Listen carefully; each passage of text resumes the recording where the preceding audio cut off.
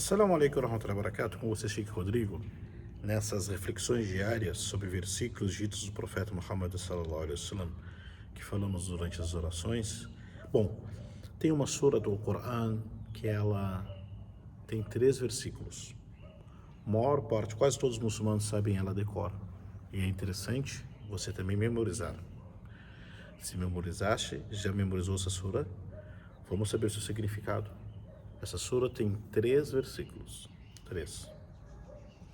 E a sura número 103, que começa dizendo assim: A'udhu billahi minash shaitanir rajim, Bismillahirrahmanirrahim, Wal Asr. Repita comigo. Wal Asr. Mais uma vez. Wal Asr. Segundo versículo.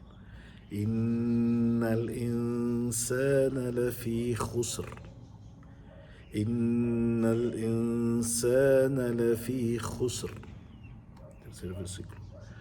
إلا الذين آمنوا وعملوا الصالحات وتواصوا بالحق وتواصوا بالصبر.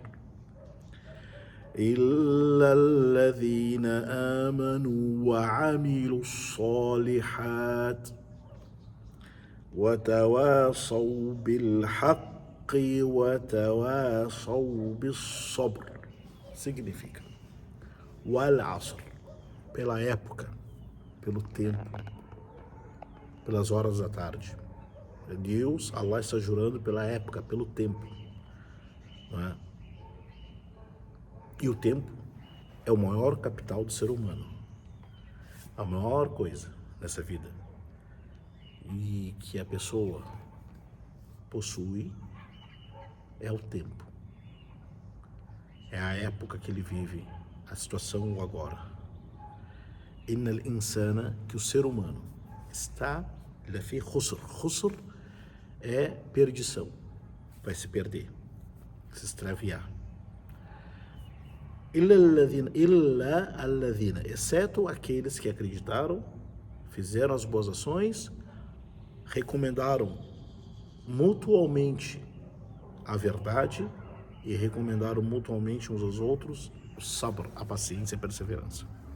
Vamos ver o significado dessa surata, como ela é importante. Allah primeiro ele jura, e o grandioso ele jura pelo que quiser. Nós só podemos jurar por Deus, não podemos jurar, eu juro para minha mãe, juro para meu pai, juro pelo meu sangue, juro pela minha nação. No muçulmano só pode jurar por Deus. O juramento é o grandioso.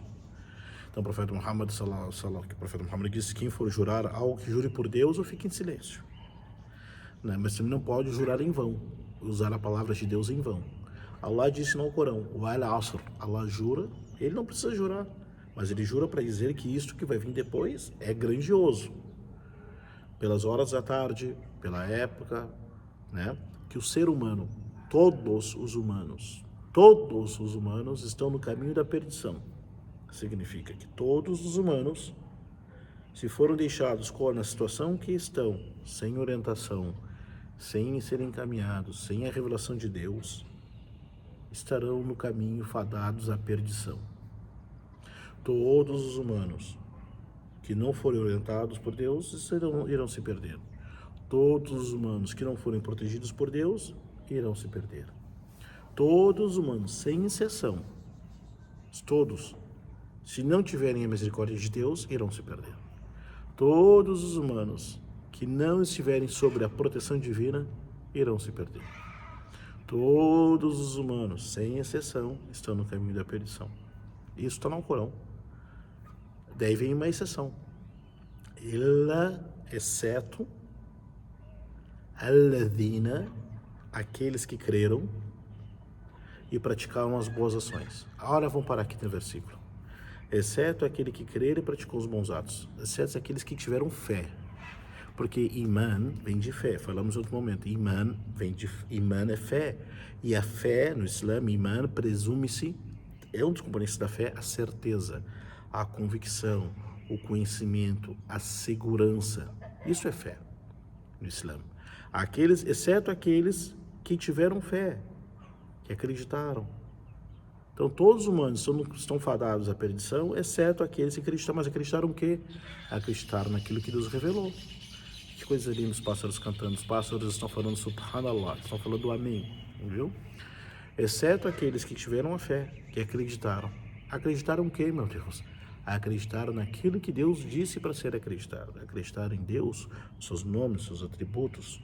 Acreditaram na mensagem que Deus mandou, nos livros que Deus mandou aos profetas. Acreditaram no dia do juízo final, na prestação de contas, acreditando na predestinação, exceto aqueles que creram naquilo que era para ser crido, naquilo que era para ser acreditado.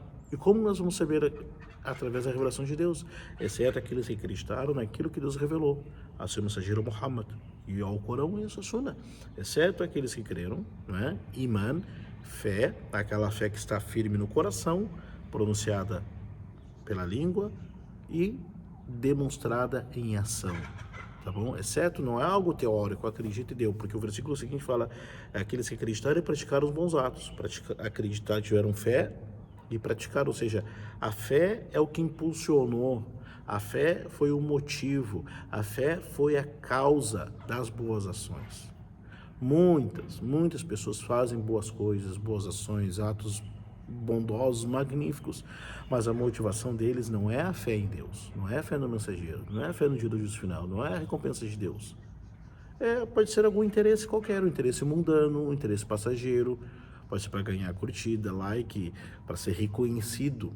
Fez boa ação? Fez, mas vai ganhar de Deus? Não vai, porque não preencheu o requisito mínimo que é a fé, exceto aqueles que creem os pilares da fé e praticaram. Praticaram o quê?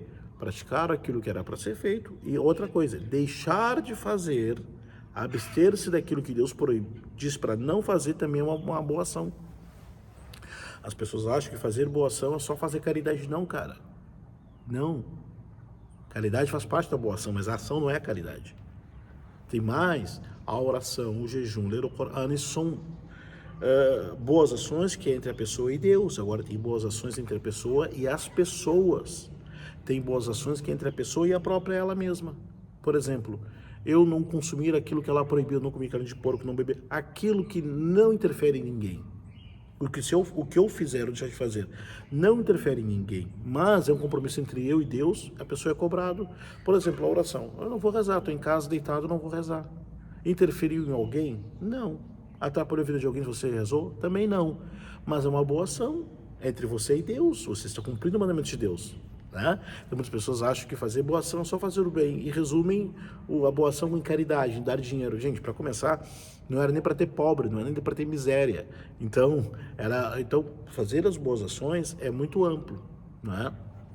E compreende aquilo que é entre a pessoa e Deus, entre a pessoa e ela mesma e entre a pessoa e as outras pessoas, exceto aqueles que tiveram fé e fizeram o bem, não é? E fizeram aquilo que é virtuoso, né? O atawassau, a palavra aconselharam uns aos outros, aconselharam, recomendaram, incentivaram uns aos outros a verdade. Aí vem a palavra dawa. Dawa é chamar, convocar as pessoas para a verdade, para o Islã. As pessoas que convidam os outros para a verdade, convidam os outros para a realidade das coisas, convidam os outros para obedecer a Deus, convidam os outros para conhecer o profeta Muhammad, convidam os outros para a oração, convidam os outros para o Islã. Tudo aquilo que chama de verdade é um sinal dos crentes. É um sinal, uma característica dos fiéis que acreditam e praticam as boas ações, que a verdade que eles têm, a crença que eles têm, a orientação que eles têm, não fica resumida só para eles. Eles passam isso para os outros, eles aconselham, e aconselham da melhor forma. Não é aconselho de jogar na cara, de dar indireta. Isso não é aconselhar, não. Isso é criar treta, criar briga, não. Aconselhar é de coração.